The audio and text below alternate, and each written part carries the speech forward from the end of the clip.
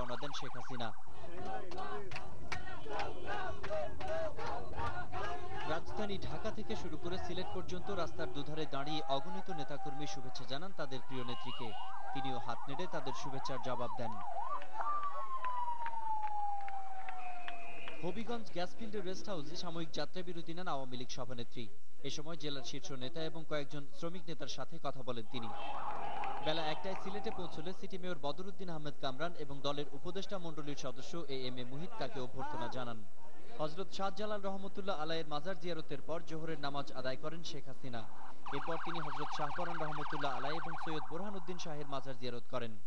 Sylhet circuit হাউসে কিছুক্ষণ বিশ্রাম নেওয়ার সময় আওয়ামী লীগ নেতাদের সঙ্গে সংক্ষিপ্ত বৈঠক সেরে নেন শেখ হাসিনা। এরপরই রওনা দেন ঢাকার পথে। শুক্রবার ইশতেহার ঘোষণার মধ্য দিয়ে আওয়ামী লীগের আনুষ্ঠানিক নির্বাচনী প্রচার শুরু করবেন তিনি।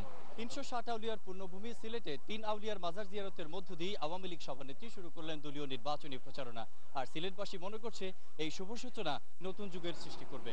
মিঠুন মোস্তাফিজ, ২১ টেলিভিশন, সিলেট।